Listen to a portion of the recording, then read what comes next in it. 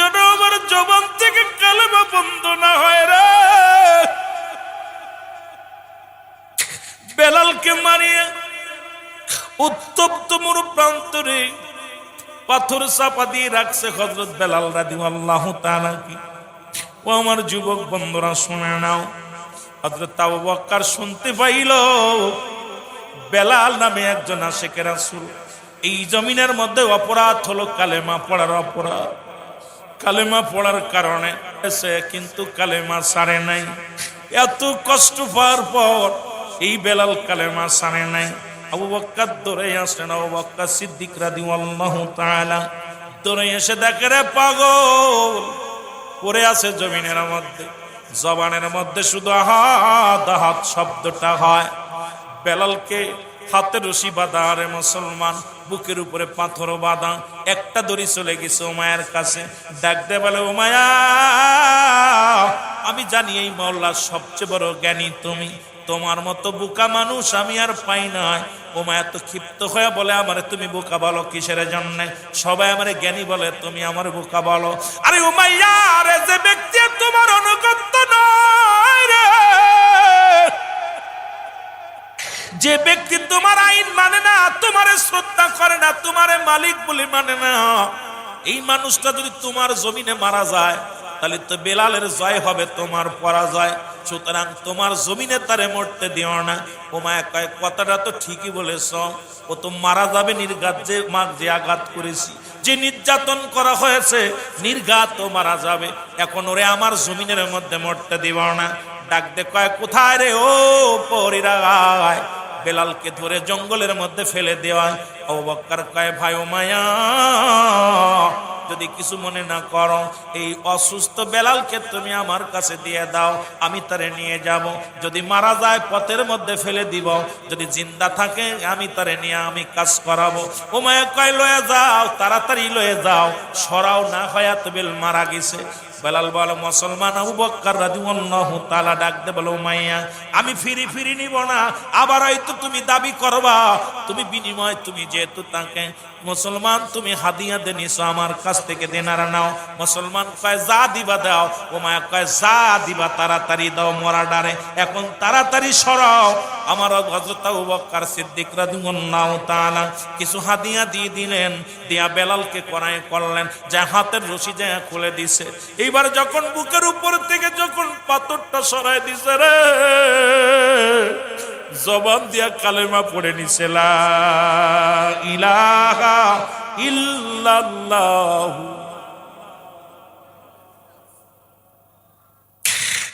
দরদে বন্ধুরা, দিলের কান্না লাগা শোনো,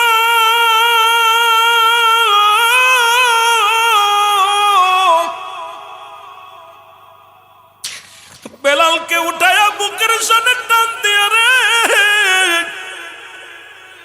হযরত আবু বকর রওনা হয়ে গেল নবীর দেশে।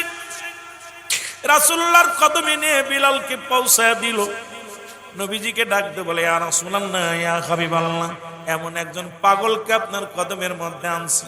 নবী গো, আমার নবীজি উঠে আসলেন, এসে দেখে বেলালের দেহখানা দেখিয়া এরকম তাজা মানুষ একটা মানুষের সঙ্গে এরকম নির্মম ভাবে মুসলমান কষ্ট দিতে পারে। সমস্ত দেহের চামড়াগুলো ছুলে গেছে, কত কষ্ট, জিহ্বাটা পর্যন্ত বেলালের ফোঁটা করে দিছে। বেলালকে আঘাতের পর আঘাত করেছে।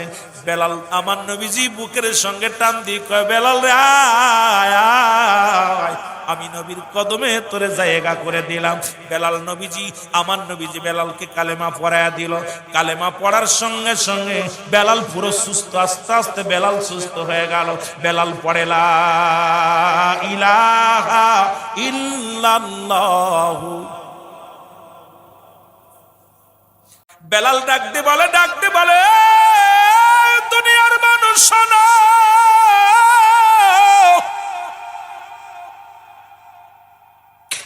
বেলাল কালেমা পড়ে ইল্লাল্লাহু ইল্লাল্লাহ লা ইলাহা। রাবা ডাক দেখায়, রাবা আসিয়া ডাক দেখায়, বাজান রে তুমি কি পড়ো?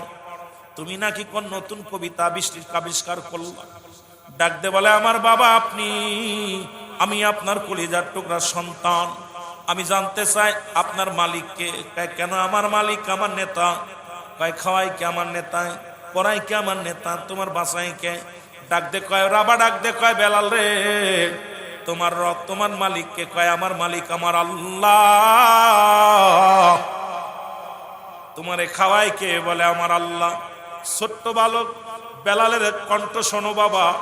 ওই যে দেখলাম মুসলমান মিয়ানমারে যখন 500 কোরআনের পাখিগুলোকে হত্যা করা হলো, এই পাখিগুলোরে মাদ্রাসা থেকে ধরে নিয়ে যখন তাদেরকে লাইন দিয়ে দাঁড়া করা হলো, বাচ্চারা ডাকতে বলল, ও ও পাগলেরা শোন, আমাদের হাতে একটা করে কোরআন দে, আমরা কোরআনটারে আঁকড়ে ধরব। এবার কোরআনটা বুকের সঙ্গে ধরছে, বলছে তোরা ছেড়ে দে, কালেমা ছেড়ে দে, যদি কোরআন ছেড়ে দে আর না হয় জীবন দিয়া দে। কোরআনের ছোট ছোট পাখিগুলো ওদিন ডাক ছেড়ে বলেছিল, শুনে নাও শুনে নাও, যদি ইমান দিয়ে দিই যাব জাহান্নামে, আর যদি জীবন দিয়া দিই যাব আল্লাহর জান্নাতে। মুসলমান সঙ্গে সঙ্গে গুলি চালাইলো, 500 কোরআনের পাখিগুলো চির বিদায় করে দিল। কোরআনের পাখিগুলোর হাতের মধ্যে কোরআন ধরে কেউ চুমা দিছে, কোরআনটা বুকের ধরে রক্তাক্ত হয়ে গেছে, জীবন দেয়া গেছে কিন্তু ইমান দেয় না। আরে এমন ইমানের এত দাম, ইমানের এত দাম। আজকে যদি ইমান না থাকতে এইভাবে ময়দানে এই ঠান্ডা মাটির মধ্যে বসতেন না, শুধু আল্লাহকে ভালোবাসেন, রাসূলের প্রেমান্তরের ভিতরে আছে বিলে। ও যুবক, ভালো মন্দ খাবার দিলেও বসতেন না রে এই মাটির মধ্যে, ময়লার মধ্যে। দামি কাপড়গুলো বসে গেছেন পরে এই ময়লার মধ্যে। শুধু রব্বে কারিমের ভালোবাসা আছে অন্তরের ভিতরে, আমার রসুলের প্রেম আছে অন্তরের ভিতরে, এই কারণে বসে গেছেন জান্নাতের বাগানে। আমার বাবারা দিলের কান্ডা লাগা, শুনে নাও। বেলাল ডাকতে বলে, বাবা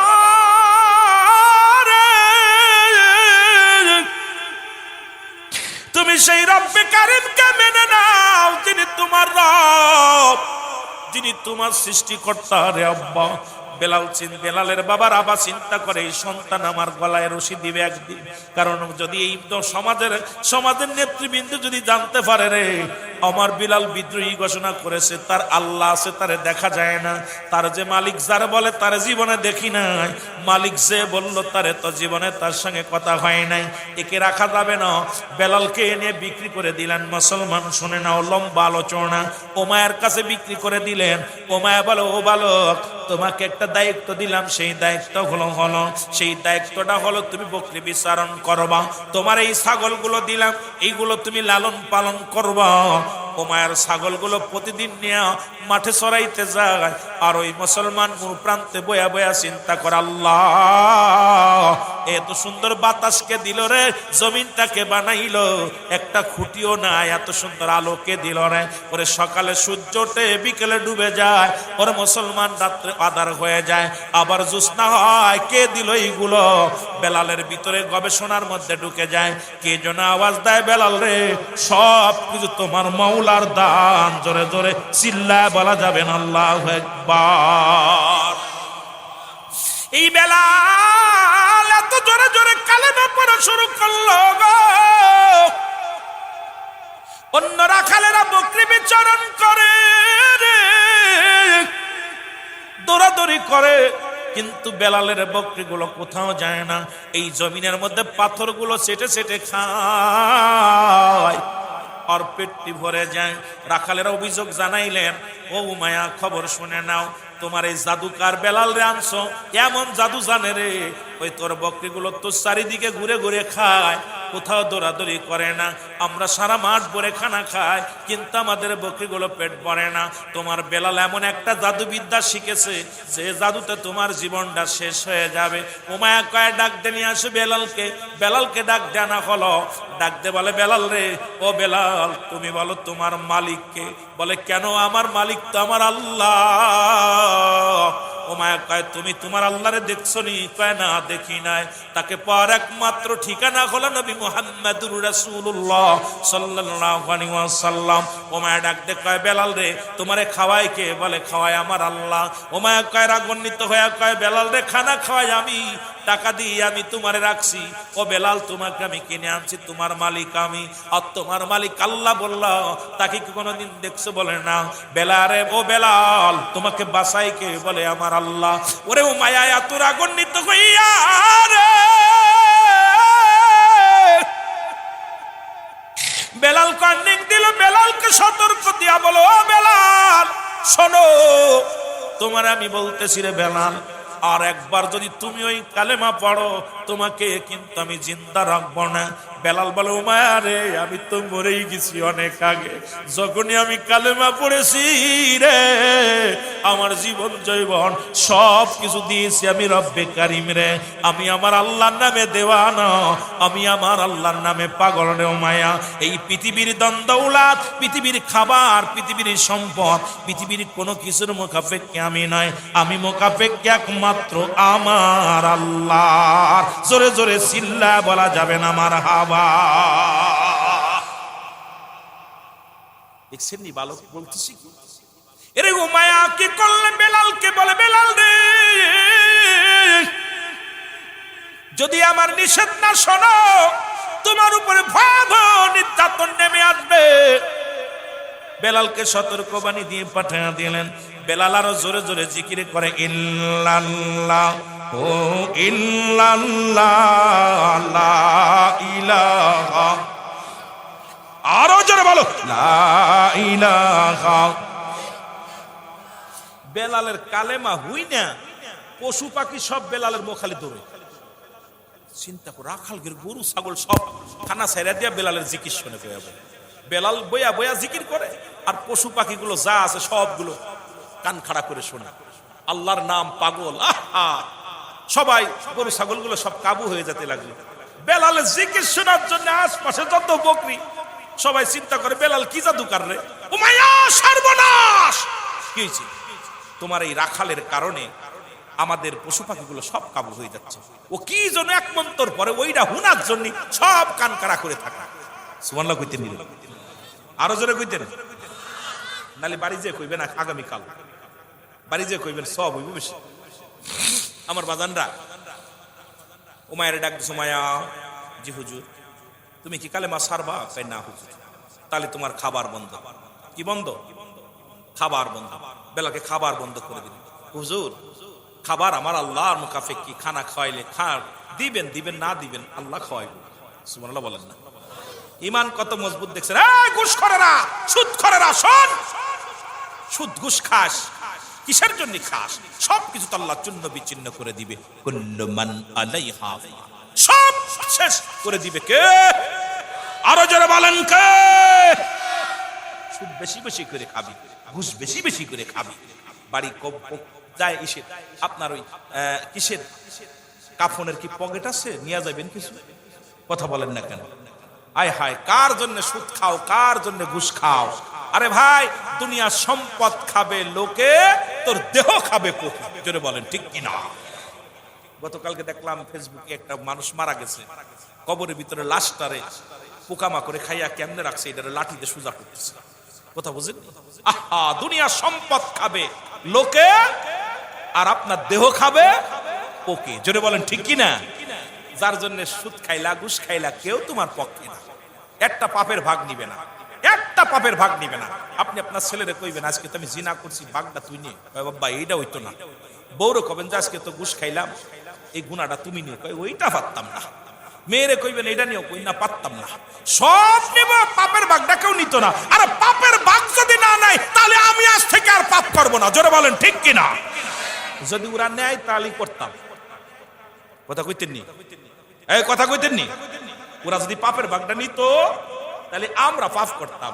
যেহেতু আমার মালামালের ভাগ নিব, সম্পদের ভাগ নিব, পাপের ভাগ নিব না। পাপের ভাগটা নিবা না তাহলে আমি তোমার জন্য অন্যায় করব না। রাজি আছেন নি? রাজি আছেন? বন্ধুগণ আমার, বেলালের খানা বন্ধ হয়ে গেল। বেলাল আরো জোরে জোরে উচ্চ কণ্ঠে আওয়াজ দিয়ে কালেমা পড়ে, মহব্বতে কালেমা পড়ে বেলাল রাদিয়াল্লাহু তাআলা। উমাইয়া আরো ক্ষিপ্ত হয়ে গেলেন, উমাইয়াকে আঘাত করা শুরু করে দিল। উমাইয়া তোমার মারে রে, রাখাল গেরে ডাক দে বলে তোরায়। বেলালকে প্রহার কর। বেলালকে মারতে মারতে যতক্ষণ পর্যন্ত জবান থেকে কালেমা বাবাদ মুসলমান কালেমা বন্ধ না হবে রে, বেলালের গায়ে আঘাত বন্ধ হবে না। বেলালকে মার শুরু করলেন। বেলাল শুধু জবানের মধ্যে আর কোন আওয়াজ নাই, শুধু ইল্লাল্লাহ ও ইল্লাল্লাহ লা ইলাহা। বন্ধ করার জন্য অনেক চেষ্টা করলো রে,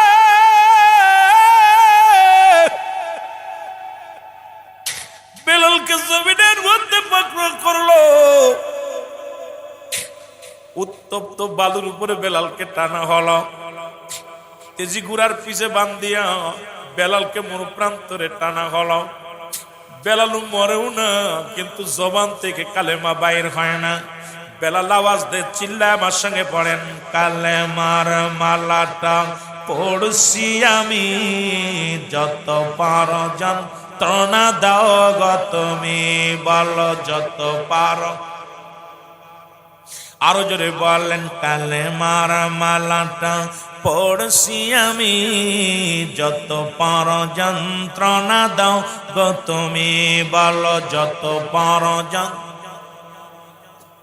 মানি না মানি না আর যে মানি না, মানি না মানি না আর যে মানি না, হায়াত মৌতের মালিক তুমি, কালেমার মালাটা মুখস্থ করো বাবারা, কালেমার মালাটা পড়ছি আমি, যত পারো যন্ত্রণা দাও গো তুমি, বলো যত পারো।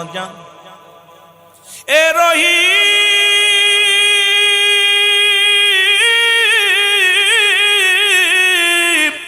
এ রহমান, আমার জীবনের মালিক তুমি, বলো আমার জীবনের মালিক তুমি। এই কালেমার মালাটা পড়ছি আমি, যত পারো ও ইমানদারেরা জোরে জোরে বলেন, কালেমার মালাটা যত পারো যন্ত্রণা দাও গো তুমি, বলো যত পারো। করি না ভয় করিব জয়, করি না ভয় করিব জয়, পাব খুদারি জান্নাতি, হব খুদারি জান্নাতি। কালেমার মালাটা যত পারো যন্ত্রণা দাও গো তুমি, বলো যত পারো। মানি না মানি না আর যে মানি না, মানি না মানি না, হায়াত মৌতের মালিক তুমি, কালেমার মালাটা পড়ছি আমি, যত পারো যন্ত্রণা দাও গো তুমি, বলো যত পারো। এ রহিম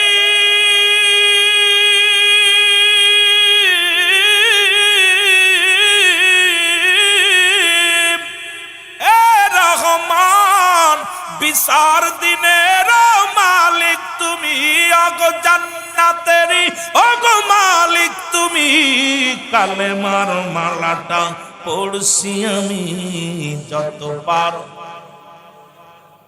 আরো জোরে বলেন, যত পারো যন্ত্রণা দাও গো তুমি, বলো যত পারো। মানি না মানি না হর যে মানি না, মানি না মানি না, হায়াত মৌতের মালিক তুমি, কালেমার মালাটা পড়ছি আমি, যত পারো যন্ত্রণা দাও গো তুমি, বলো যত পারো। রব্বুল আলামিন,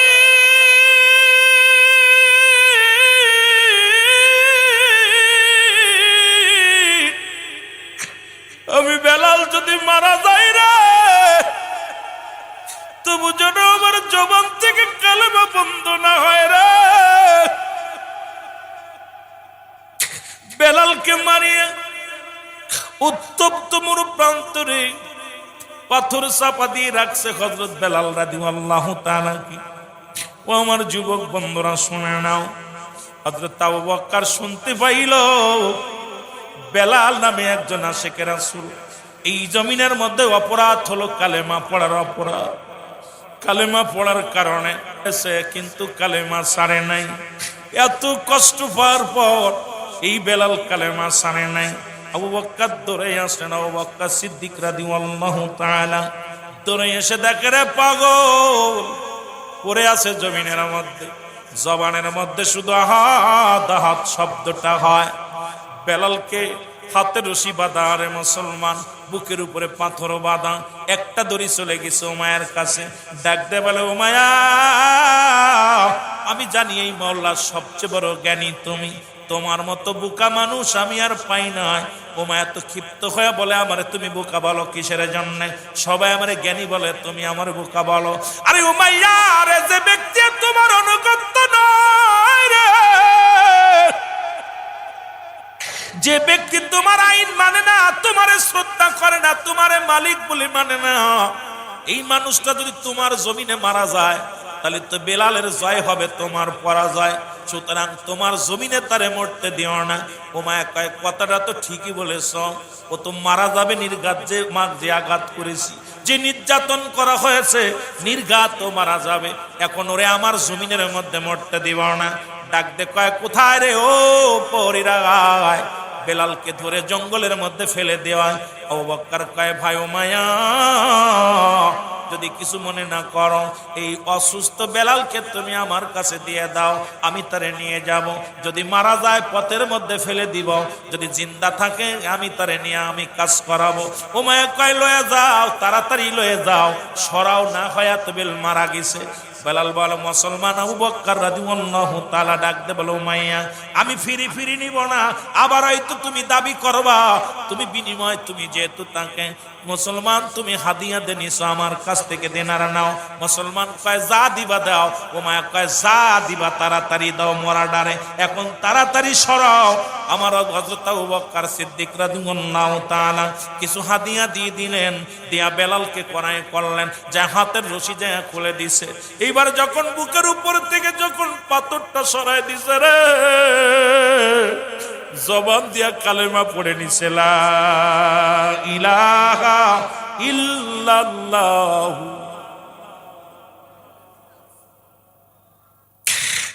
দরদে বান্দারা, দিলের কান্না লাগা শোনো।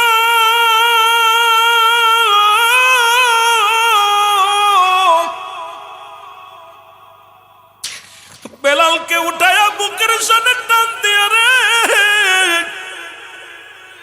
হযরত আবু বকর রওনা হয়ে গেল নবীর দেশে। রাসূলুল্লাহর কদমে নিয়ে বিলালকে পৌঁছায় দিল। নবীজিকে ডাকতে বলে, ইয়া রাসূলুল্লাহ, ইয়া হাবিবাল্লাহ, এমন একজন পাগলকে আপনার কদমের মধ্যে আনছি। নবী গো, আমার নবীজি উঠে আসলেন, এসে দেখে বেলালের দেহখানা দেখিয়া এরকম তাজা মানুষ একটা মানুষের সঙ্গে এরকম নির্মম ভাবে মুসলমান কষ্ট দিতে পারে। সমস্ত দেহের চামড়াগুলো ছুলে গেছে, কত কষ্ট, জিহ্বাটা পর্যন্ত বেলালের ফোঁটা করে দিছে। বেলালকে আঘাতের পর আঘাত করেছে। বেলাল আমার নবীজি বুকের সঙ্গে টান দিয়ে কয়, বেলাল রে আয় আয়, আমি নবীর কদমে তোরে জায়গা করে দিলাম। বেলাল নবীজি, আমার নবীজি বেলালকে কালেমা পড়ায়া দিল। কালেমা পড়ার সঙ্গে সঙ্গে বেলাল পুরো সুস্থ, আস্তে আস্তে বেলাল সুস্থ হয়ে গেল। বেলাল পড়ে, লা ইলাহা ইল্লাল্লাহু সাল্লাল্লাহু আলাইহি ওয়াসাল্লাম। এ দুনিয়ার মুসলমান, দিনে দিনে বেলাল সুস্থ হয়ে গেল। রাসূলুল্লাহর কদমে বেলালের জায়গা হয়ে গেল, নবীর কদমে জায়গা হয়ে গেল।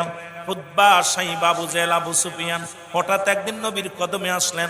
আরবের বড় বড় নেতারা এসে দেখে বেলাল পাশে বসে আছে।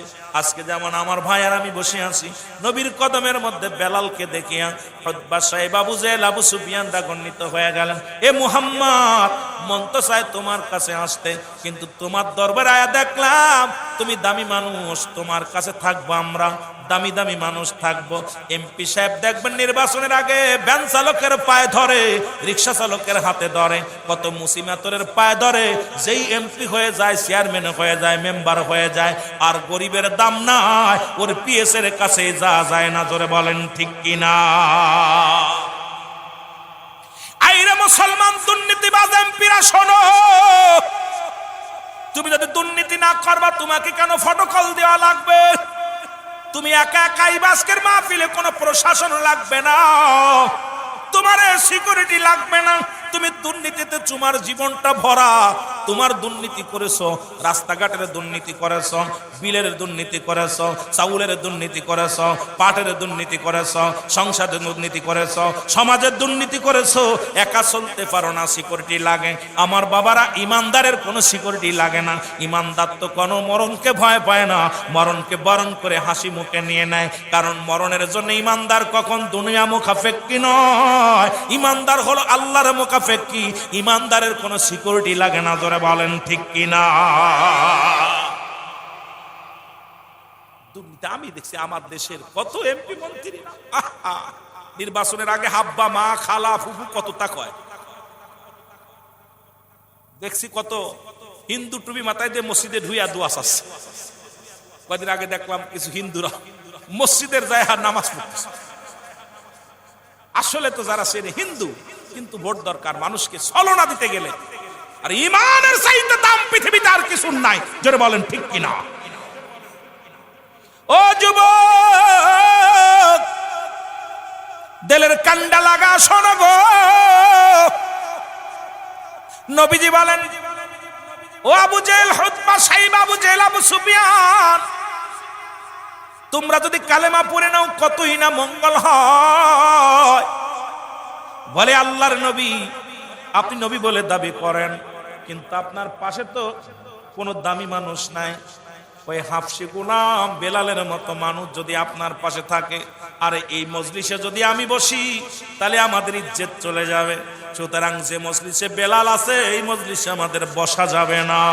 আমার দেশে এত বড় এমনও মানুষ আছে ড্রাইভারের পাশে বসে খাওয়ায় না, আবার এমনও মানুষ আছে বাড়ি চাকর বাকরে পরিচয় দেয় না। বাবার চেহারা যদি একটু খারাপ হয়, বাবারে চাকর বানায় অফিসে। জোরে বলেন ঠিক কিনা? বাপেরও চাকর বানায়। বাপে এসে খাবার নিয়ে ছেলের জন্য, বলছে এটা কেডা? কয় ওটা আমাকে চাকর। কারণ বাপার ইজ্জত কর্মচারী পরিচয় দিতে চায় না। ভাই যদি একটু দামে উঠে যায়, ওর পরিচয় দেয় না। ও চিন্তা করে ওইটা কি করবো, আমাদের বাড়ির প্রতিবেশী, ওই তো পাশে বাড়ি। ঠিক কিনা? ঠিক কিনা? এরে আল্লাহর নবীজি ডাক দিয়ে বলে, বেলাল,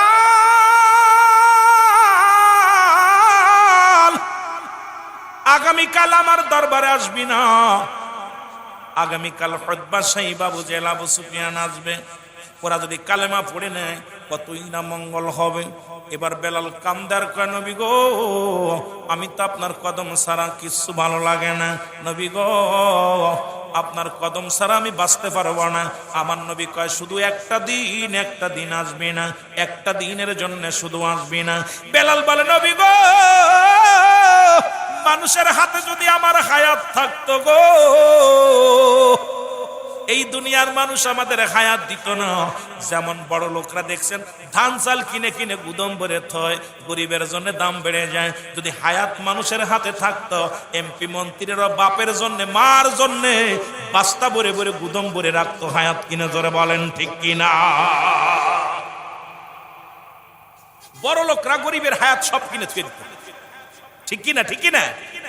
বেলাল বলে, রব্বুল আলামিন, হায়াত যদি মানুষের হাতে থাকতো, দুনিয়ার মানুষ আমার হায়াত দিত না।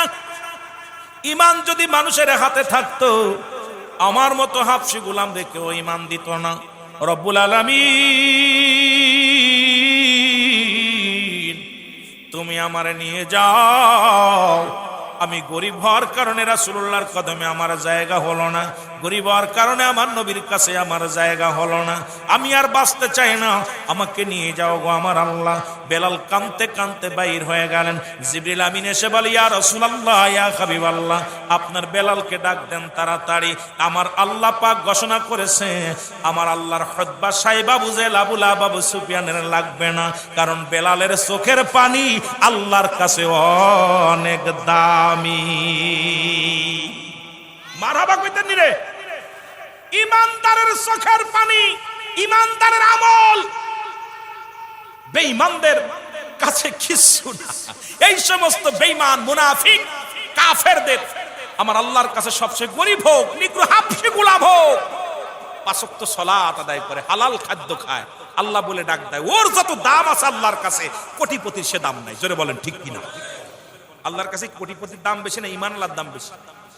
এই জোরে বলেন না, কার দাম বেশি? ঈমান আল্লাহর দাম বেশি। আল্লাহ বলে, জিবরিল তাড়াতাড়ি যা, আমার হাবিবরে বল আমার বেলালকে যেন ডাক দেয়। বেলাল তো কাঁদতেছে, চোখের পানি পড়ছে, আমি মায়া সহ্য করতে পারতেছি না, তাড়াতাড়ি যা। জিবরিল কয়, হুজুর আপনার বেলালরে ডাক দেন, কারণ আমার আল্লাহ ঘোষণা দিচ্ছে ওই সমস্ত নেতাদের দরকার নেই, ওদের মতো নেতার দরকার না, আল্লাহর দরকার বেলালের, কারণ যারা আমার আল্লাহর পাগল। সুবহানাল্লাহ বলেন না? বন্ধুগণ আমার নবী ডাক দিয়ে বলে, বেলাল। বেলাল ছোট মানুষের মতো ফুফায় ফুফায় কান্দা শুরু করছে। নবীজি যে ডাক দিচ্ছে, দেখেন ছেলেদেরকে গালি রাগ করার পর বাবা যদি ডাক দেয়, আপনি ছেলেরা রাগ করছেন, এবার ডাক দিবেন, রহিম আব্দুর রহমান শুনে যাও, দেখবেন ছেলে কান্না আর জোরে জোরে কানবে। আব্বাই মাত্র রাগ করলো, আবার ডাকতেছে, ওর কিন্তু অভিমান বেড়ে যায়, ঠিক কিনা? বেলালের অভিমান বেড়ে গেছে, বেলাল কানতে সাওমা করে। বেলাল আর কান্দিস না, হুজুর আমি আপনার কদম ছাড়া বাঁচতে পারি না, দুনিয়ার মধ্যে উমায় আমাকে যত যন্ত্রণা দিছে কষ্ট পাই নাই, কিন্তু আপনার কদম থেকে সরতে বলছেন, বেশি কষ্ট পাইছি। আমি তো আল্লাহ রাসূলের গোলাম, আমি আল্লাহর গোলাম, আপনার প্রেমিক, আমাকে আপনি দূরে ফেলাই দিয়েছেন, আমি সহ্য করতে পারি। আমার রাসূল ডাকতে বলে, বেলাল রে আয়, আমি নবী তোরে কথা দিলাম রে, যতদিন তোর মন চায়, যতদিন তোর মন চায়, যতদিন আল্লাহ তোরে বাঁচায় রাখে রে বেলাল, আমি নবীর কদমে তোরে জায়গা করে দিলাম, আমার এই জায়গা থেকে তোরে আর সরতে হবে না। বেলাল চোখের পানি মুছে ফেল, কষ্ট পাস কেন? আমি নবী কথা দিলাম, আজ থেকে তোর আর কোনোদিন আমার কদম থেকে সরা লাগবে না। বেলাল রাদিয়াল্লাহু তাআলা এইভাবে থাকলেন। ও যুবক, কিছুদিন পরে বেলাল, আমার বাবারা, স্বপ্নের মধ্যে রাসূলের আজানগুলো, ইসলামের যে আজানগুলো, এই বাক্যগুলো রাসূলের কাছে যে জিবরিল এনে বলে, বেলালও জানতে পায়, বেলালকে স্বপ্নের মধ্যে দেখা দেয়। বেলাল সকালবেলা ঘুম থেকে উঠে বলে, ইয়া রাসূলুল্লাহ, ইয়া হাবিবাল্লাহ, আজকে আমি রাত্রে একটা স্বপ্ন দেখেছি। নবী কয়, কি? আল্লাহু আকবার, আল্লাহু আকবার। বেলাল কই থেকে পাইলা? হুজুর কে আমাকে শিখাইছে জানি না, এই বাণীটা আমার পাগল বানাই ফেলেছে। আল্লাহু আকবার, আল্লাহ মহান, আল্লাহ বড়। বেলাল নবীজি কাছে চেপে যাবে, আবার আশহাদু আল্লা ইলাহা ইল্লাল্লাহ।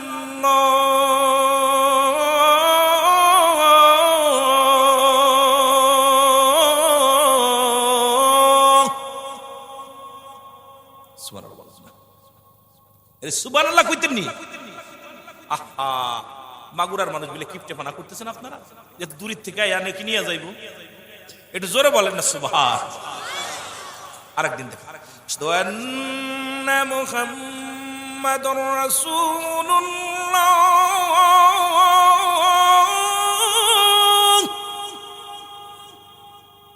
আরেকদিন দেখেন, হাইয়া আলাস সালাহ।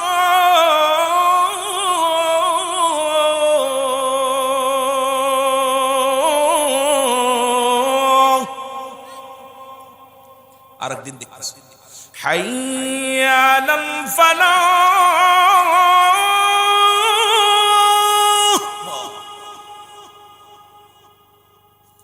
আল্লাহু আকবার, আল্লাহু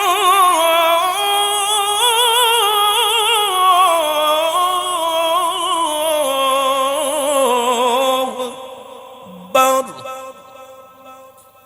লা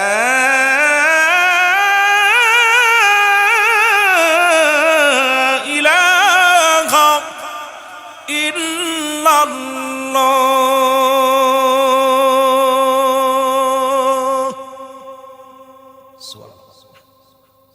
কিছুদিন পরে রাসূলুল্লাহ সাহাবীদেরকে ডাকলেন, সাহাবীরা তোমরা আসো। সব সাহাবীরা এসে রাসূলের চারিপাশে বসে পড়লেন। আমার নবীকে আমার বেলাল যেন কি বলতে চায়, তোমরা সবাই শোনো। সব এর ভিতরে কিছু হিংসুটে মানুষও আছে না বাবা? হুজুর বেলাল রে বেশি রায় দিছেন, আপনার কাছে থায়া বেলাল কি কইব, বেলাল কি কইব? কয় আমার বেলাল যেন তোমাদের কি বলতে চায় বলো না। বেলাল কা হুজুর কব? সুবহানাল্লাহ বলেন না। নবী কয় বেলাল তুমি সবার সামনে আযানটা সুন্দর করে শোনায় দিবা, কারণ প্রথম মুয়াজ্জিন তো আমার বেলাল। নবীজি বলতেছে আমার বেলাল স্বপ্নের মাধ্যমে দেখেছেন আমি ট্রেনিং দিছি আমার বেলাল রে। সুবহানাল্লাহ কইতেন নি? এই জোরে বলেন। নবীজি বলেন আমার বেলাল কি যেন বলতে চায়। বেলাল জি হুজুর বলো। হুজুর বলবো? সাহাবীরা কয় হুজুর ও কি বলবো, অশিক্ষিত মানুষ। বেলালের জিহ্বা এই ঠোঁটটা এত মোটা ছিল, দাঁতগুলো বড় বড়, হাফসি গোলাম না আছে চেহারা, একদম অবস্থা খারাপ। আর ঈমান আনার কারণে কত দাম, সুবহানাল্লাহ কইতেন নি রে? আরো জোরে কইতেন নি? বেলালের তো বড় দাম বাড়ছে।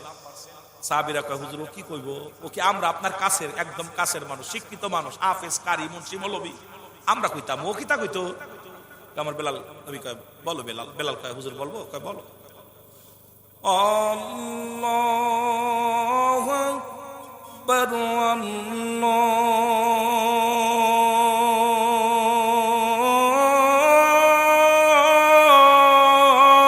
আল্লাহু আকবার, আশহাদু আল্লা ইলাহা ইল্লাল্লাহ,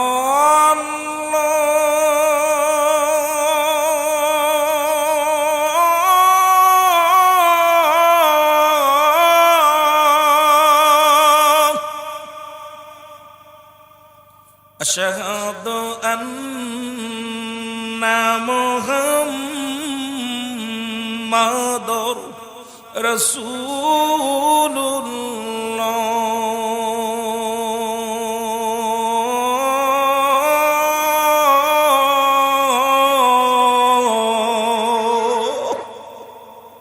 যারা মক্কা মদিনায় গেছেন এখনো বেলালের মসজিদে এই সুরে আজান হয়। যারা মদিনায় গেছেন যা শুনবেন, বেলালের মসজিদের আজান এখনো করুণ সুরে। যখন বেলালের মসজিদে আজান হয় অমুসলিমেরা দাঁড়িয়ে যায়, মানুষ থম ধরে দাঁড়ায় যায়, কি শুনবে? আরে আজানে প্রাণ কেড়ে নেয়, ওযু করে পাগল হয়ে যায় নামাজে যাওয়ার জন্য মুসল্লিরা। সুবহানাল্লাহ। নাও শোনো গো, প্রতিটা কদমে কদমে রব্বুল আলামিন সগীরা গুনাহ মাফ করে দিছে। আমরা শুধু সগীরা গুনাহ করি নাই, পদে পদে করেছি কবিরা গুনাহ। ও যুবক, নামাজ ছেড়ে দিয়া কবিরা গুনাহ, মিথ্যা বলা কবিরা গুনাহ। কত নামাজ জীবনের শেষ ছেড়ে দিলাম। ও বাজানেরা শুনে নাও, জীবনে তো এক ওয়াক্ত নামাজ কাজা দিলে ৮০ খুতবা পরিমাণ জান্নাত। ওরে মুসলমান, এক খুতবা পরিমাণ হলো ২,৮৮,০০,০০০ বছর। আপনার আমার জীবন থেকে কত নামাজ ছুটে গেল।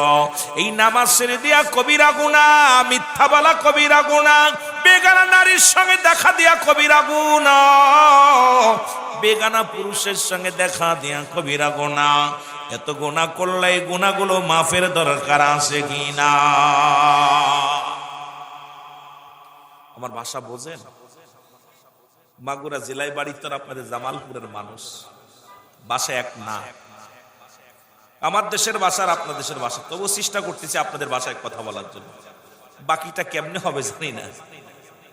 এর কিয়ামত পর্যন্ত আর কোন নবী আইব না। কিয়ামত পর্যন্ত নবীদের দরজা বন্ধ, তওবার দরজা খোলা।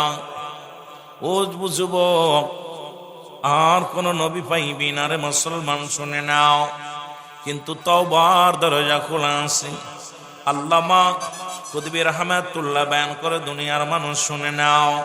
আসমান থেকে খালি জায়গা পর্যন্ত, জমিন পর্যন্ত যত খালি জায়গা আছে গুনাহ করতে করতে পরিপূর্ণ করে ফেলেছ। বান্দা যখন কবরের ভয়, জাহান্নামের ভয়, বান্দার অন্তরের ভিতরে যখন কবরের ভয়, অন্তরের ভিতরে জাহান্নামের ভয়, ও মুসলমান মরণের ভয়ে বান্দা যখন খাস তওবা করে, রব্বুল আলামিন ওই বান্দার জীবনের সব গুনাহ মাফ করে দেয়। জোরে বলেন মারহাবা। কত একটা নিয়ামত পাইছেন দেখছেন। আহা, ষষ্ঠ বাৎসরিক মাহফিল, 6টা বছর সগীরা গুনাহ মাফের সুযোগ পাইছেন, কবিরা গুনার মাফের সুযোগ পাইছেন।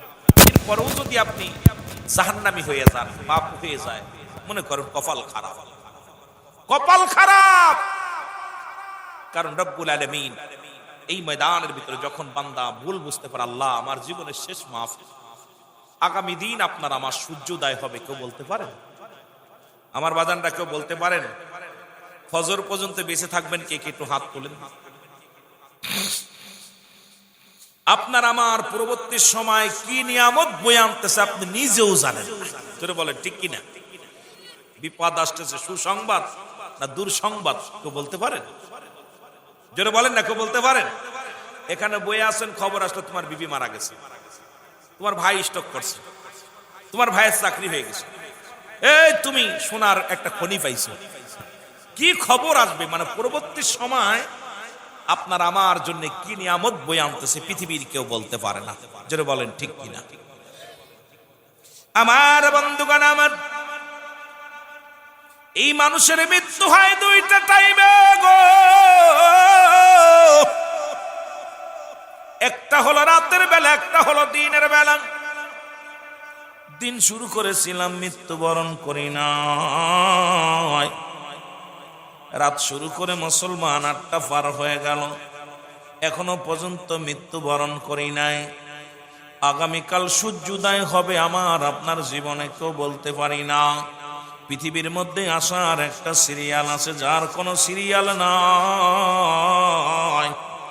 দেখা যায় বাবা জিন্দা, সন্তান দুনিয়ার মধ্যে নাই, সন্তান জিন্দা, বাবা দুনিয়ার মধ্যে নাই। বাবার কাঁধে সন্তানের লাশ, সন্তানের কাঁধে বাবার লাশ। ও যুবক, কখন যেন মালাকুল মউত চলে আসে রে বাজান। এই দুনিয়ার মধ্যে সব রোগের ওষুধ পাইলাম, ওই মরণ রোগের ওষুধ পাইলাম না। এই পৃথিবীর মধ্যে যুবক যা কিছু আছে সব কিছু আমার আল্লাহ চূন্য বিচ্ছিন্ন করে দিবে। আমার আল্লাহ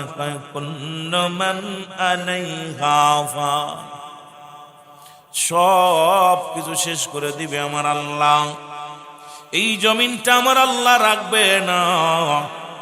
এই জমিনের ভিতরে যত মাটি আছে মাটিগুলো পুড়ে তামা হয়ে যাবে। এই জমিনের মধ্যে যত পানি আছে সব পানিগুলো পুড়ে ছাই হয়ে যাবে। রব্বুল আলামিন ডাকতে বলে, ও দুনিয়ার মানুষ শোনো,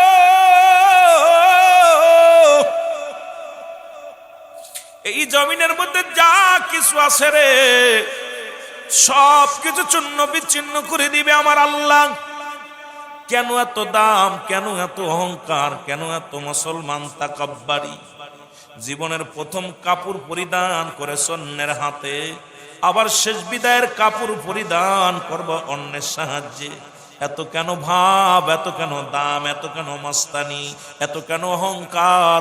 জীবনের প্রথম কাপড় পরেছ মানুষের সাহায্যে, আবার জীবনের শেষ কাপড়টা পরতে হবে অন্যের সাহায্যে। এই হলো আপনার আমার জীবন, এই হলো আপনার আমার জিন্দেগি। জোরে জোরে চিল্লায় বলা যাবে না, ঠিক কিনা? নিজের হাতে কাপড় পরে কিনা কিনা বিদায় নিবেন। দেখিনি কেউ আসেনি, আসেননি কেউ। তাহলে আপনি পরের বিরুদ্ধে মামলা করেন, মানুষের বিরুদ্ধে গীবাত করেন, মিথ্যা মামলা দেন। আজকে এক ভাই আর এক ভাইয়ের ঘরে থাকতে দেন না, ঘর থেকে লুটপাট করে নিচ্ছেন, এক ভাই আর এক ভাইয়ের মাথায় বাড়ি মারতেছে। ও ভাই, আপনি তো আমার কাফন পরাবেন, আপনি আমার জানাজা পড়বেন, আপনি আমাকে কাফন দাফন করাবেন, আপনি আমাকে লাশটা বহন করবেন। এই চিন্তা যদি কোনো মানুষের ভিতরে থাকে, এই মানুষটা তো কোনোদিন কোনো ভাইকে কষ্ট দিতে পারে। যে আমাকে প্রথম কাপড় পরাইছিল আমার মা চাচি খালারা, আর শেষ বিদায়ে কাপড় পরাবে যদি আমি পুরুষ হই, পরাবে আমার বাপ চাচারা, আর যদি বেটি হই আমার আপনজন যারা আছে এরাই আমার কাপড় পরাবে। তা আমার নিজের কাপড় নিজের পরার ক্ষমতা নাই, তা আমি আর একজনের পিছে লেগে লাভ কি? কথা কয় না, কষ্ট পাচ্ছেন? কথা বোঝা যায় বাজান? কথা বোঝা যায়? এই ছাত্ররা তোরা একটু কথা বলিস, তোরা কথা বললে তোরা ছাত্র মানুষ, ওয়াজ শিখতে হবে, প্রতিটা বক্তা হইতে হবে। তোদের মতো কালে আমিও মাদ্রাসার ছাত্র যখন থাকতাম, খোদার কসম, খোদাকে সাক্ষী রেখে বলতেছি, আমার মহল্লায় যত মাহফিল হতো আমি সামনে বসতে, যত আগে হোক স্কুল ছুটি নিয়ে পালাইয়া চলে যেতাম, মাদ্রাসা পালাইয়া এর সামনে বসতাম আর কইতাম আল্লাহ ওই বক্তা ওয়াজ করে আমি বক্তা হব। বক্তা ওয়াজ করতো, বক্তার সঙ্গে মুখ নাড়াইতাম, বক্তার সঙ্গে প্র্যাকটিস করতাম। রব্বুল আলামিন কবুল করছে, আজকে বক্তা হয়েছি। আমিও চাই আজকে প্রতিটা সন্তান, বারেটে বক্তা দরকার কি, আপনারাই বক্তা হবেন, আপনার ছেলে জানাজা পড়বে, আপনার ছেলে ওয়াজ করবে, আমাদের আগামী দিনের ভবিষ্যৎ এই সমস্ত নক্ষত্রগুলো। এই জন্য আমাদেরকে শিখতে হবে। তোরা হ না বলবি, অহংকার বাদ দিয়া যেমনি মাটির ভিতর বইছস, তদ্রূপ রব্বুল আলামিন যেন তোদের উপরে রহমত দান করে, যেন বলুন আমিন। মদিনা যাইতে পারলাম না, মদিনা, আরো জোরে বলেন মদিনা যাইতে পারলাম না, মদিনা। আমি অসহায় তাই এত দূরে রই, বলো অসহায় তাই দূর থেকে সালাম জানাই, বলো দূর থেকে সালাম জানাই, মদিনা লাম না, মদিনা। এই মদিনার পাগলের আগো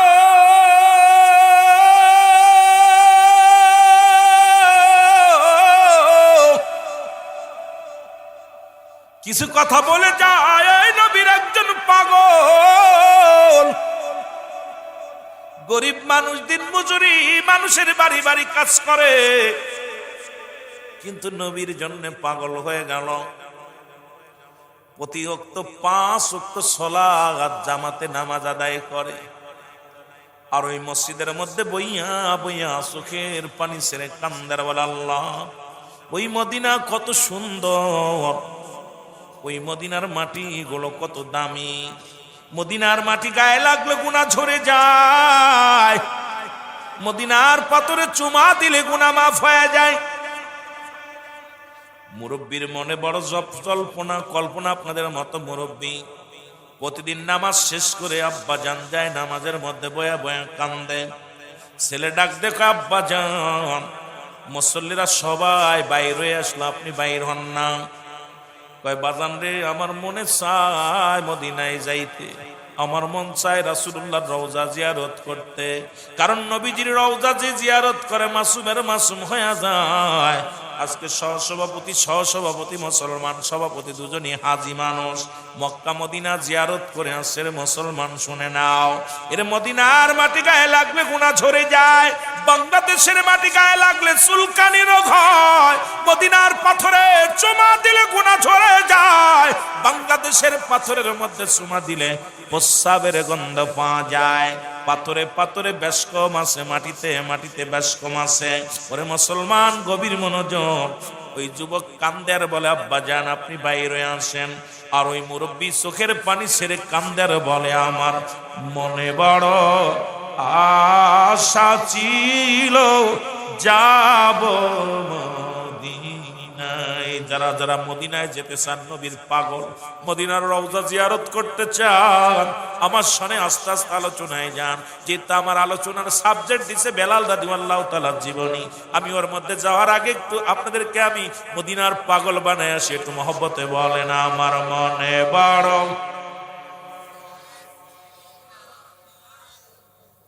আরো জোরে বলেন আমার মনে বড়। এই সালাম আমি করব গিয়া দিয়া সালাম আমি করব গিয়া নবীজির রওজায়। আমার মনে বড় আশা ছিল যাব মদিনায়, আমার মনে বড়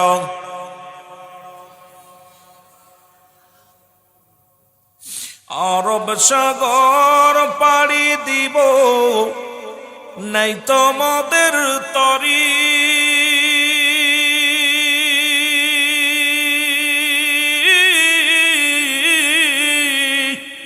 পাখা নয় তো উড়ে যাব ডানাতে ভর করি। ওরে আশায় আছে সম্বল নাই, আশায় আছে। প্রত্যেকের মন চায় না মদিনায় যেতে, মন চায় না কার কার একটু হাত তুলবেন দেখি দি কার নবীর দেওয়াটা দেখতে মন চায় না। সবারই চায়, মন চাইতে, জোরে বলেন ঠিক। আহা, নবীজির রওজা হজ করতে কার না মন চায়? যে গরিব তার মন চায় যদি মদিনা যেতে পারতাম, জোরে বলেন ঠিক কিনা। আশায় আছে সম্বল নাই, আশায় আছে করি কি উপায়। আমার মনে বড় যাব মদিনায়, আমার মনে বড়।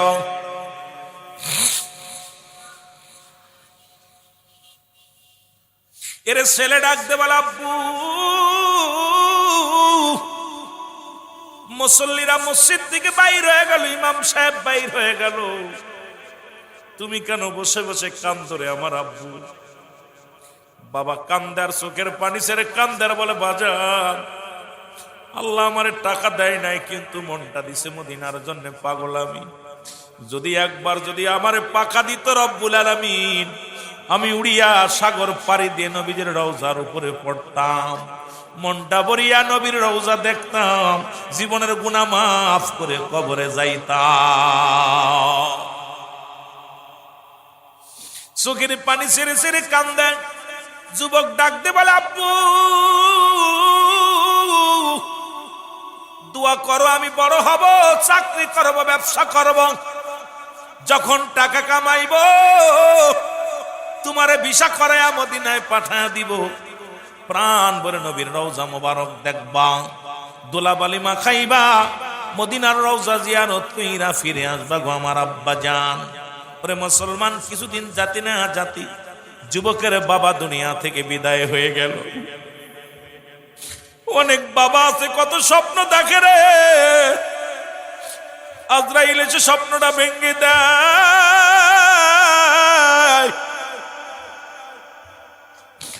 বাবা যখন মারা গেল, ছেলে চোখের পানি ছেড়ে ছেড়ে কান্দার বলে, রব্বিল আলামিন আমার আব্বার মনে বড় স্বপ্ন ছিল মদিনায় যাবে, আমার আব্বা জানকে তুমি দুনিয়া থেকে নিয়ে আসলা গো আমার আল্লাহ।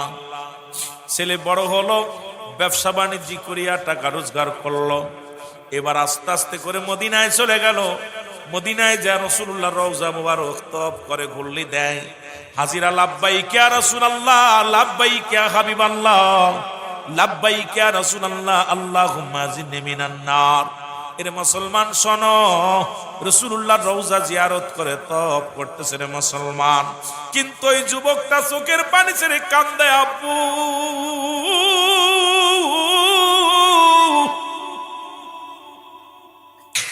আব্বু আব্বু বলে চোখের পানিগুলো ছেড়ে দেয়।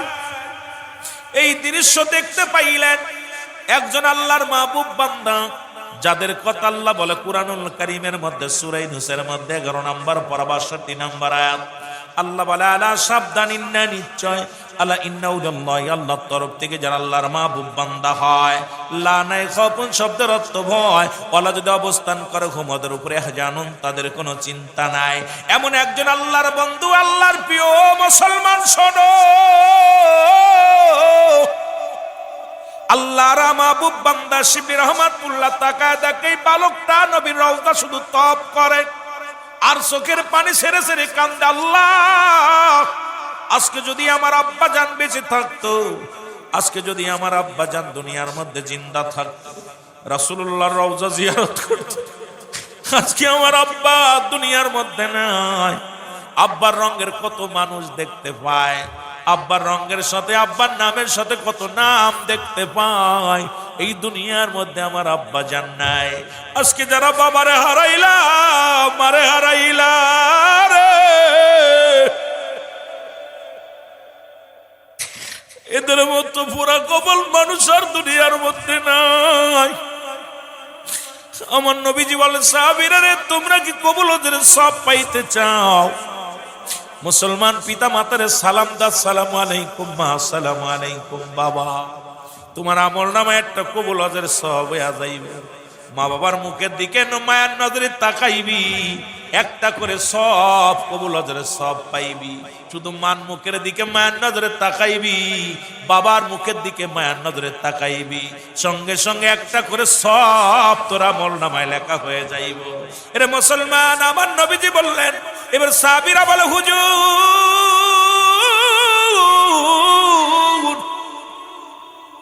আমরা যদি এই কাজটা একাধিকবার করি, নবী কয় যতবার তুই করবি ততবার তুই এই পরিমাণ সওয়াব পাবি। আজকে আমাদের যাদের মা নাই, যাদের বাবা নাই, আমার নবীও কান্দে, সাহাবীরাও কান্দে। রব্বুল আলামিন ডাক দে কয়, যাও জিবরিল আমার হাবিবরে জানায়া দাও, যাদের আব্বা নাই মা নাই, তারা যেন এমনি দোয়া করে, রব্বির হামহুমা কামা রব্বায়ানি সগীরা। আমার সাথে জোরে জোরে পড়েন, রব্বির হামহুমা কামা রব্বায়ানি সগীরা। লা ইলাহা, ভাই আর কি সাউন্ডটা বাড়ে রাখেন, লা ইলাহা মোহব্বত, লা ইলাহা, লা ইলাহা ইল্লাল্লাহু মুহাম্মাদুর রাসূলুল্লাহ। এ দুনিয়ার মুসলমান,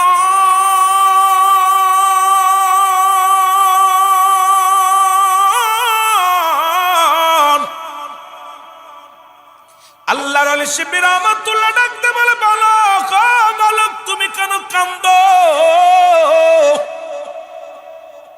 সব মানুষ তো লাব্বাইক ইয়া রাসূলুল্লাহ বলে কান্দে, তুমি কেন আব্বা আব্বা বলে কান্দো? বলে, হুজুর আমার মনের ব্যথা কারে বলবো? আমি দুঃখী মানুষ, এই দুনিয়ার মধ্যে আমার আব্বা নাই। আমার আব্বা ছিল দিন মজুরি।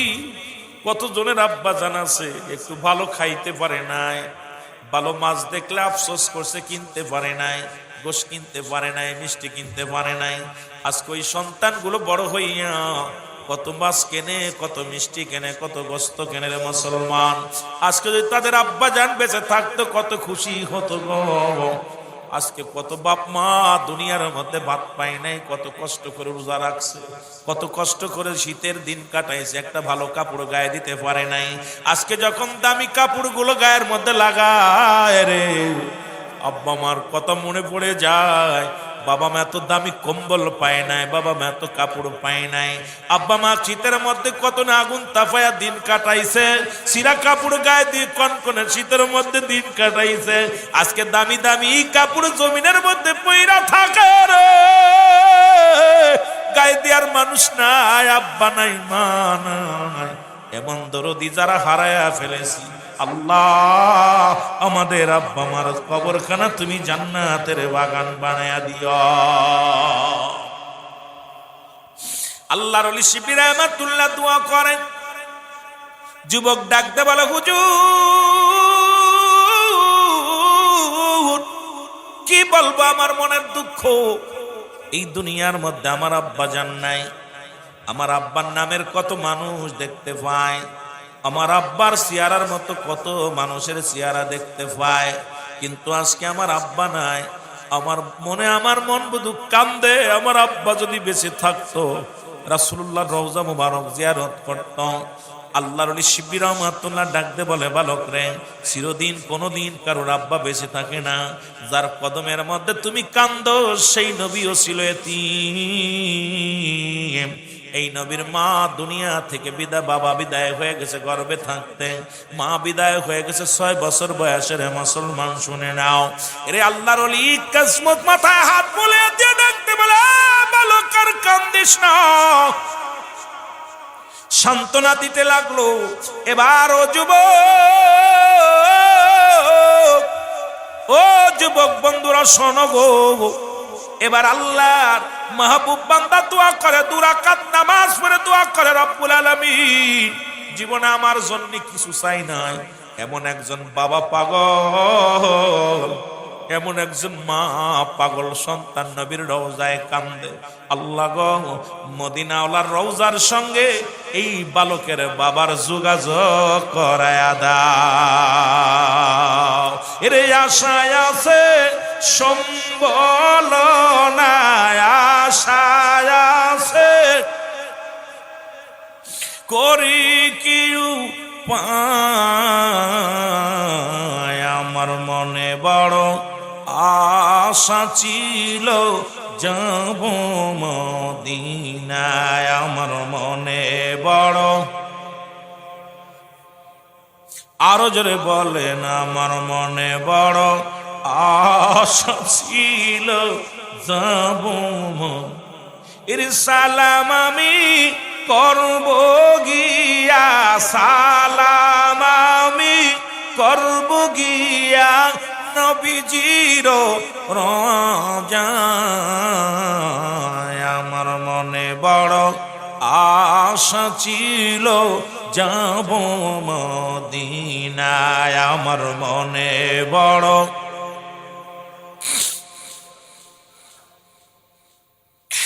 মক্কাওয়ালা মদিনাওয়ালা, মক্কাওয়ালা মদিনাওয়ালা, একবার আমায় দেখা দাও।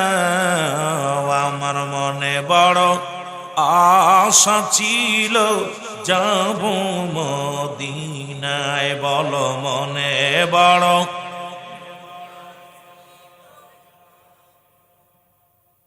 আহা, আল্লাহর মাহবুব বান্দা দোয়া করছে, আল্লাহ কবুল করছে।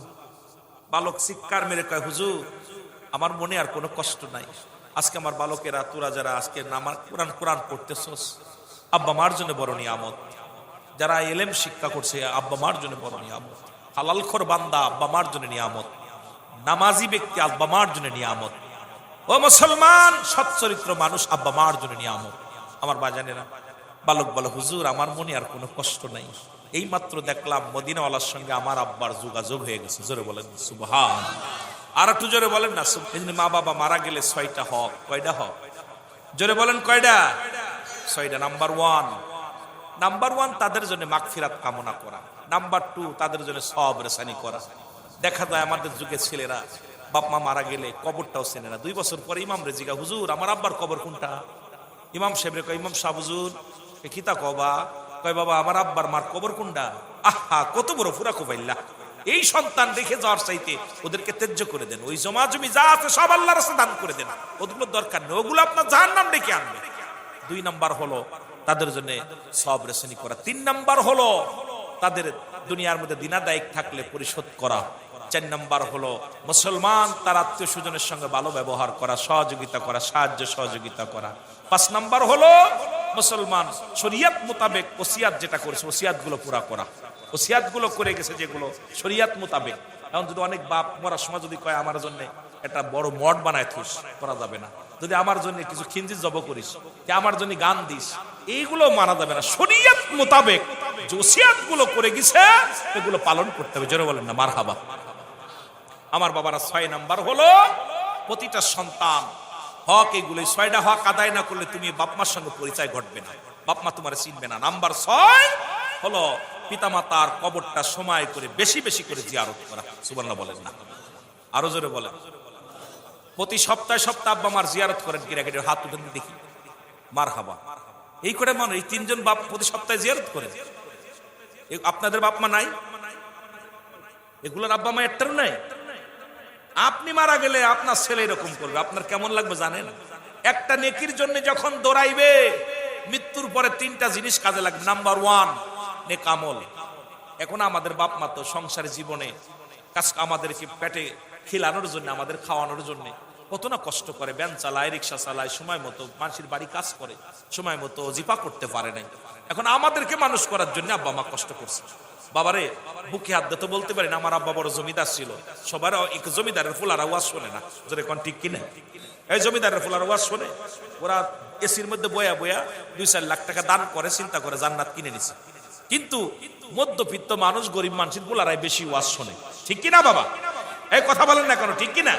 আমার জানা মতে যত বাংলাদেশে যতগুলো ওয়াজ করলাম, দেখলাম না একজন এমপি, মন্ত্রী, বড় কোটিপতি, উনি বয়া বয়া ওয়াজ শুনছে। যদিও মন্ত্রী আসে, আয়া 10,000 টাকা দিয়া, 20,000 1 লাখ টাকা দিয়া মনে হয় জান্নাত কিনে ফেলাইছে, চলে যায়। নাম করে আমি 1 লাখ টাকা দিলাম, 5 লাখ দিলাম, দিয়া চলে যায়, চিন্তা করে জান্নাত কিনে ফেলাইছি। ওদের অবস্থা হলো এটা। তারপরে বিড়ি, অনেকে রাগ করবেন, রাগ করেন না, বিড়ি সিগারেটের গন্ধে পাশে বয়াও যায় না। গত পরশুদিনকে এক ব্যক্তি বইছে আমার পাশে, কথা কইতেছে, খোদার কসম এত কষ্ট ওয়াজ করতে, বারবার নাকটা ঢাকা, না পারছি বলতে, না পারছি কইতে। আমি পরে বিড়ির ওয়াজ, বিরুদ্ধে ওয়াজ শুরু করে দিলাম, একদম নিশার বিরুদ্ধে ওয়াজ করলাম। উনি বুঝতে পারছে হুজুর খেপছে, তাড়াতাড়ি টুক করে উঠে আটা দিচ্ছে। কথা বুঝেননি? আমার বাবারা, আমি যে কথাগুলো বলি খুব খেয়াল করবেন। যদিও দামি কথা বলতে পারতেছি না, আমি আঞ্চলিক ভাষায়, সরল একদম বাংলা ভাষায় যে কথাগুলো বলি, আমি ইংলিশে বলতেছি না, আরবিতে বলতেছি না, উর্দুতে বলতেছি না, ফার্সিতে বলতেছি না, আমি বাংলা ভাষায় কথাগুলো বলতেছি। এইগুলো নাম্বার 1 নেক আমল, নাম্বার 2 নেককার সন্তান, নাম্বার 3 আপনার সদকায়ে জারিয়া। সন্তান রাখছেন দাঁড়ায় প্রসাব করে, আর এখন অনলাইনে যে গেম উঠছে, এই গেম খেলে খালি, কি ঠিক কিনা? বয়া বয়া খালি গেম খেলতেছে, বয়া বয়া। এই যে জুয়া খেলতেছে, জুয়ারি। আমার বাজানেরা, তা 3টা জিনিসের একটা জিনিস নিজে আমল করতে পারেন নাই। 2 নাম্বার, দান দেয়ানো করতে পারেন নাই, কারণ চিন্তা করছেন এটা থাকলে আমার বাবাই কষ্ট করব। আসে 200 টাকা দেওয়ার মতো ছিল, চিন্তা করছেন আহারে 200 টাকা থাকলে আমার কলিজার টুকরা সন্তানের উপকার হবে। 1 পোয়া দুধ কিনবো, 1 কেজি মাছ কিনবো, সন্তানেরা খাবে। তাদের মায়ায় কিন্তু এগুলো করছেন, ঠিক কিনা বাবা? তাদের মায়ায় করছেন না? আহা, আমরা এখন বাবা হয়েছি বুঝতে পারি, আগে বুঝি নাই। এখন বাবা হয়েছি যখন, স্ত্রী পুত্র যখনই হয়েছে, তখন এখন বুঝতে পারি যে আমাদের বাবা মাও এরকম করছে। এখনো বাড়ির দিক যখন যাইতে চাই, মন চায় বাজার থেকে একটা ভালো জিনিস নিয়ে যায়, ছেলে পছন্দ করবে, বিবি পছন্দ করবে। আহা, এরকম আমার বাপ মাও তো করছে, কিন্তু কিনতে পারে নাই, টাকা নাই, কেমনে করব? এমনও দিন ছিল বাবার যে আমাদেরকে ভালো মন্দ খাওয়াইবে, খাওয়াইতে পারে নাই। এমনও দিন ছিল বাবার যে আমাদেরকে একটু ভালো, ঈদের দিন মানুষ গরুর গোশ খাইছে, আমাদেরকে পোল্ট্রির গোশ খাইনি। পোল্ট্রি দিবে এমনও অনেক বাবা সন্তান আছেন যে পোল্ট্রির গোশ এনে দিবে, এডাও নাই, জোরে কোন ঠিক কিনা? ওই বাবার ভিতরে যে কত কষ্ট লাগছে, এটা এখন আপনি বুঝবেন। যাদের সন্তান আছে এরা বুঝবে কেমন কষ্টটা। 3টা জিনিস, এ 3টাও করলাম না, ওই 6টা হক আদায় করলাম না, তাহলে আপনি আমি আব্বা মার হক কি আদায় করলাম? সর্বনিম্ন 12টা হক। 6টা হলো জীবিত থাকতে, 6টা হলো ইন্তেকালের পরে। কিন্তু আমাদের যারা মারা গেল, এই 6টা আদায় করলাম না। জীবিত থাকতে তাদের খাওয়াইতে হবে, তাদের ভালো মতো রাখতে হবে, তাদেরকে সেবা যত্ন করতে হবে, এগুলো তো করলামই না। তারপরে আমার বাজানরা মৃত্যুর পরে যে সহজ, একদম সহজ। সহজ কি? তাদের জিয়ারত করা, সওয়াব রেসানি করা, মাগফিরাত কামনা করা, আত্মীয় স্বজনদের সঙ্গে ভালো ব্যবহার করা, বাবা মায়ের আত্মীয়ের সঙ্গে ভালো সম্পর্ক রাখা, তাদের সাহায্য সহযোগিতা করা। যদি কিছু না পারেন, তারপরে তাদের খোঁজ খবর নেওয়া। আমাদের দেখা যায়, আমাদের এলাকায় আছে, আপনাদের এলাকায় আছে কি জানি না, দেখা যায় বাবা মা মরে গেলে ওর আত্মীয় স্বজনের সঙ্গে সম্পর্ক ভালো থাকে না। বাবার কুলে, মার কুলে আত্মীয় আসলে পরিচয় দিতে হয় যে আমি তোর অমক অমক মামার ছেলে, যদি কোন ঠিক কিনা? কয় আমি তোর নুয়া মামার ছেলে, তোর খালার ছেলে। কেন পরিচয় নিতে চায় না? কারণ ওর সাথে সম্পর্ক নাই। এটা করলে আপনার আব্বা মা কষ্ট পাবে, কবরে কষ্ট পাবে। এই জন্য যখন ইন্তেকাল করবে, তার আত্মীয় স্বজন যারা থাকবে তাদের সাথে সুন্দর ব্যবহার, তাদের সাহায্য সহযোগিতা, সুসম্পর্ক রাখতে হবে, যাতে করে আব্বা মা কবরে শুয়ে শান্তি পায়। মারহাবা বলেন না? আরো জোরে বলেন মারহাবা। বেশি ওয়াজ করা লাগবে না, সামান্য একটু করলে যেগুলো আমাদের ভিতরে এখন ঘাটতি আছে, এগুলো আমাদের শেখার দরকার। জোরে বলেন ঠিক কিনা? আমার ভাইয়েরা, আমার বন্ধুরা, আমার যেহেতু আমি অন্যদিকে যাব না, লম্বা আলোচনা প্রায় 1 ঘন্টা করে ফেলেছি। অন্যদিকে দিয়ে বেলাল রাদিয়াল্লাহু তাআলা এই পৃথিবীর মধ্যে রাবা বেলাল ইবনে রাবা, বেলালের বাবার নাম ছিল রাবা। আর বেলাল ছিল এই দুনিয়ার মধ্যে রাবার একমাত্র সন্তান। মুসলমান শুনে নাও, এমন সন্তান। রাবা ছিল কৃষক, তৎকালীন জামানায় সুন্দর একজন কৃষক ছিলেন, মাঠে কাজ কাম করতেন এবং ভালো ফসল ফলাতেন। কিন্তু বেলাল তো ছোট্টবেলা থেকে, একদম ছোট্টবেলা থেকে গবেষণা, নদাইসেল, নিজেকে নিজে চেনো, মানারা ফন্নাস, নিজের নফসকে চেনো, কালবুস সালিম, আত্মাকে প্রসিদ্ধ করো। মুসলমান কুষ্টিয়ার লালন কয়, নিজকে যদি চিনতে পারো অন্যকে চিনা যাবে। অ্যারিস্টটল, সক্রেটিস বই লেখা পর এত বড় দার্শনিক, এত বড় কবি যারা শিক্ষিত সমাজ আছেন, ওনার বইয়ের মধ্যে লেখলেন নদাইসেল, নিজেকে নিজে চিনতে হবে, অন্যকে নয়। কিন্তু আমরা অন্যকে চিনার জন্য ব্যস্ত হয়েছি। কালবুস সালিম, আত্মাটাকে প্রসিদ্ধ করো, অন্যকে নিয়ে নয়, অন্যকে নিয়ে নয়, গবেষণা নয়। অ্যারিস্টটলের বই, অ্যারিস্টটলের কথা মতো মনে পড়ে যায়।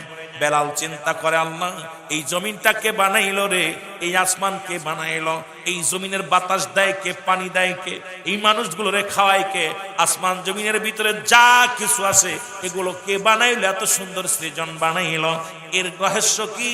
আর আমি বা কে, কেন আমারে দুনিয়ার মধ্যে পাঠাইলো? এই গবেষণার মধ্যে আছে। হঠাৎ করে একটা আওয়াজ শুনতে পায় বেলাল, লা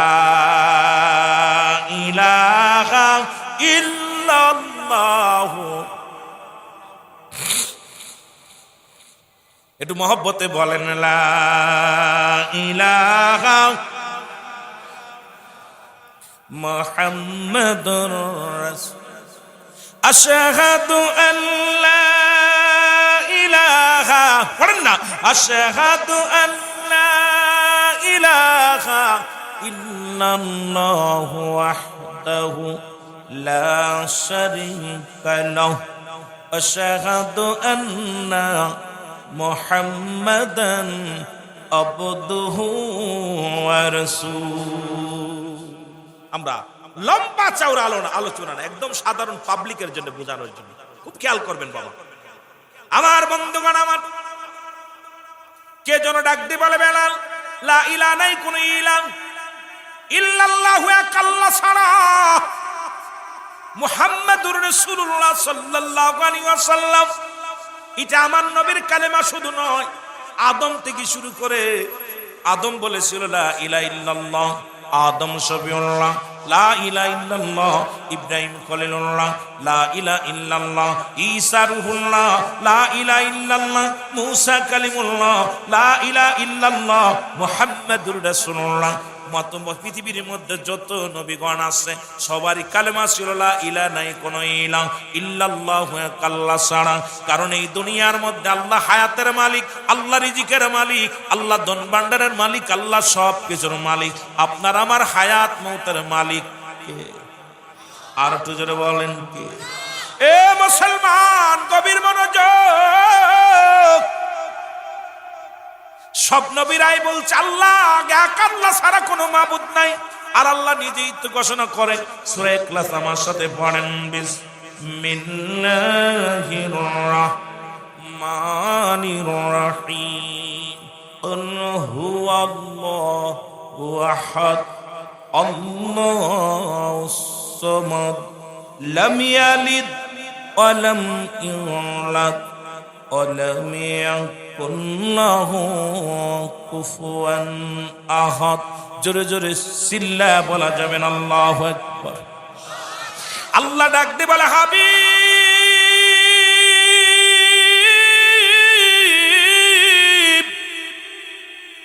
আপনি জানিয়ে দেন আমি আল্লাহ এক, আমি আল্লাহ এক। যারা চন্দ্র পূজা করে তাদের আল্লাহ দুইজন, যারা মাটি মুসলমান মূর্তি পূজা করে তাদের আল্লাহ দুইজন, যারা মুসলমান পৃথিবীর মধ্যে গাছ পূজা করে তাদের আল্লাহ তিনজন। এইরকম যারা মানুষ পূজা করে তাদের আল্লাহ দুজন। চন্দ্র সূর্য যারা পূজা করে এদের ভগবান অনেক, কিন্তু ইমানদারের আল্লাহ হলো একজন। জোরে বলেন ঠিক কিনা? এরে আপনার আল্লাহ, যাদের আল্লাহ দুই তিনজন আছে তারা একটু হাত উঠান। আল্লাহ কয়জন? আর একটু জোরে বলেন। এখন আমার নবীজি তিরমিজি শরীফের হাদিস খানা লিখে নাও, যদি ভুল বলি ভালো করে দেখে নাও। তিরমিজি শরীফের হাদিসের মধ্যে মুসলমান শোনো, 3952 নম্বর হাদিস খানা, 3952 নম্বর হাদিস কানা, তিরমিজি শরীফের হাদিস কানা। আমার নবী বলছে শেষ জামানার মধ্যে একদল মানুষ বাইর হবে ইমাম মুসলমানদের মধ্যে, ওরা নিজেরা মূর্তি পূজা করবে, অন্যকে উৎসাহিত করবে।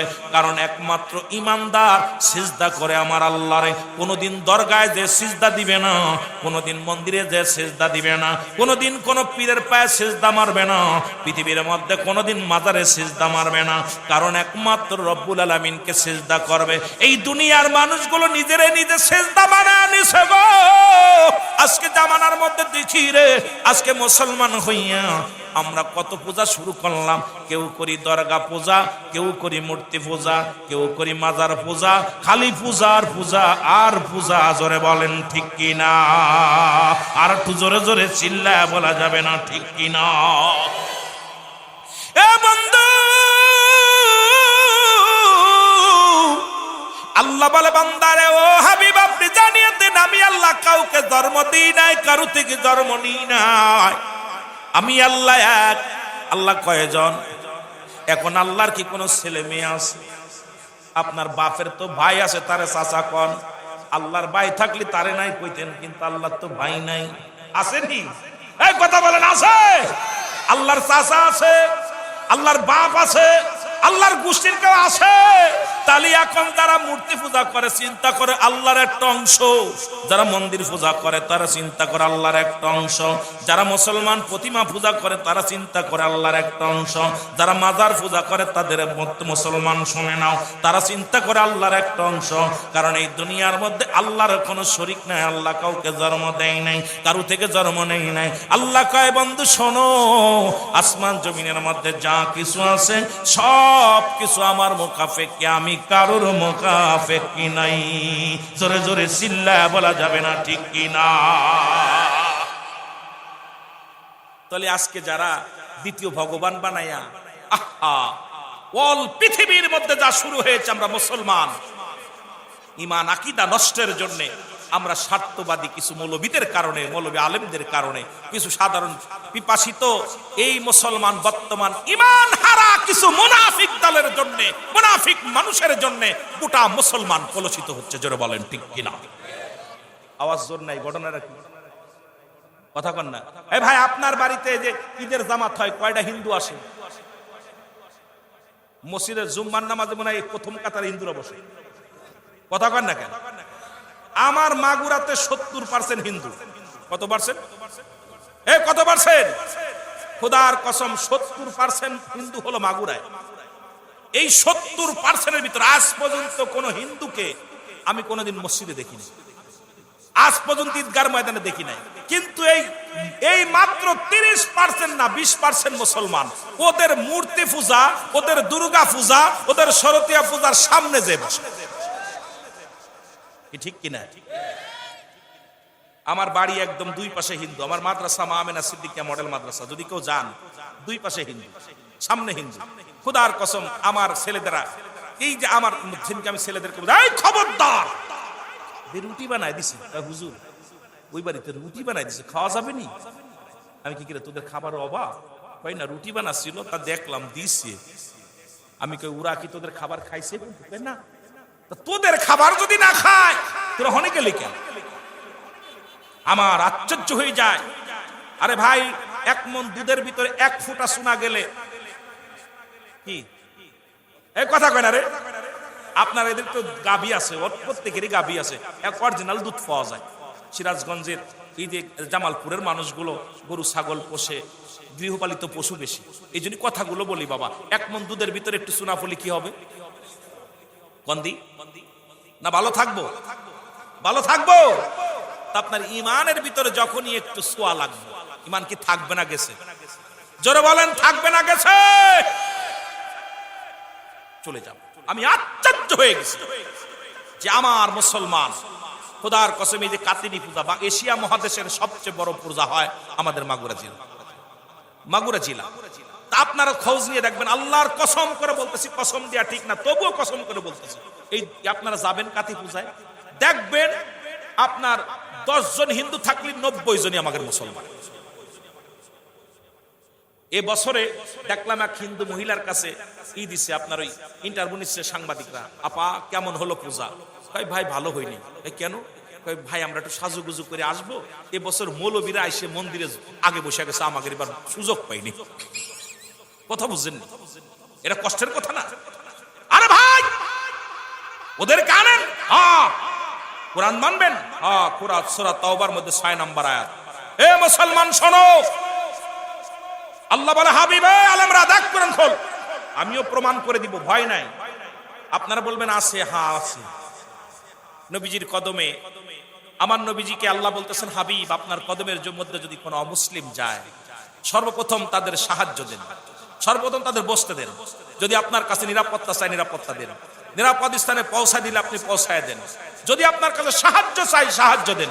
ঘোষণা কার? জোরে বলেন কার? অথচ এই বছর দেখলাম হিন্দুরা বলতেছে যে আমরা তো আপনাদের মসজিদ রক্ষা করেন, আমাদের মন্দির রক্ষা করা লাগবে না, আপনাকে আপনার দেখা।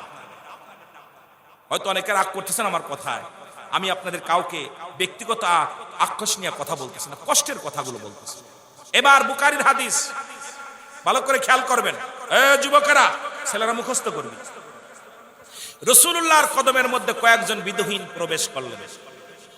নবীজিকে বলতেছে সাহাবী, ইয়া রাসূলুল্লাহ আপনার কদমের মধ্যে কয়েকজন অমুসলিম আসছে। নবী বলে আসতে বলো, আসতে দাও।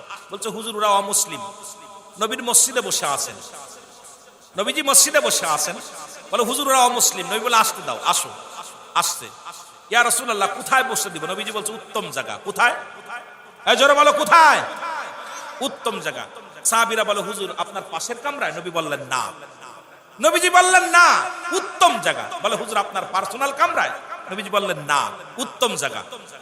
এবার সাহাবীরা বলে ইয়া রাসূলুল্লাহ আল্লাহর রাসূল ভালো জানে কোথায় বসতে দিবে।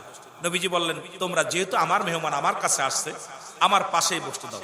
সুন্দর চাদর বিছায়া মসজিদে নববীর মধ্যে বসতে দিয়েছে হিন্দুদেরকে, অমুসলিমদেরকে। ভালো করে খেয়াল করেন। এখন নবীজি বলতেছেন তোমরা কিছু বলতে চাও আমারে? ইয়া রাসূলুল্লাহ ইয়া হাবিবাল্লাহ আপনি মহামানব, আপনি নবী, তার মধ্যে কোনো সন্দেহ নেই, আমাদের কোনো প্রশ্ন আপনার কাছে জানার নাই, আমরা কালেমা পড়তে এসেছি। কারণ আপনি নবীজিকে বাইয়িনাত, উত্তম ব্যবহার, উত্তম আখলাক, উত্তম চরিত্র দিয়েছিল। সঙ্গে সঙ্গে অমুসলিমরা কালেমার মালা পড়ে মুসলমান হয়ে গেছে। এখন আমার কাছে আইয়া আমি তো দেখতেছি না মুসলমান হতে, আরো আমারে নষ্ট করতেছে, নোংরা করতেছে। কারণ এরা আমার বন্ধু না। অমুসলিম কখনো মুসলমানদের বন্ধু হতে পারে? কথা কয় না কেন? কথা বোঝেন আমার? অমুসলিম কখনো মুসলমানদের বন্ধু হতে পারে? যতই আপনার ভিতরে যাক আপনাকে ক্ষতি করার চেষ্টা করে। এই যে রাসূলের জামানায় রাসূলকে সালাম দিতে আসসালামু আলাইকা, এক অমুসলিম এসে সালাম দিছে নবীজিকে। নবীজি বলছে আলাইকা, মারহাবা বলেন না, আসসালামু আলাইকা আপনার মৃত্যু হোক। এই আল উলামা ইকরাম ভালো করে সালামের অধ্যায় পড়বা।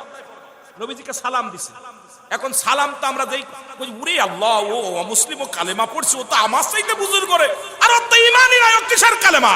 ও কুরআন পড়ুক কিছু আসে যায় না, ও তো ঈমানই নাই। জোরে বলেন ঠিক কিনা? মুসলমান হওয়ার পূর্ব শর্ত তো ঈমান। কথা বলেন না কেন? পূর্ব শর্ত কি?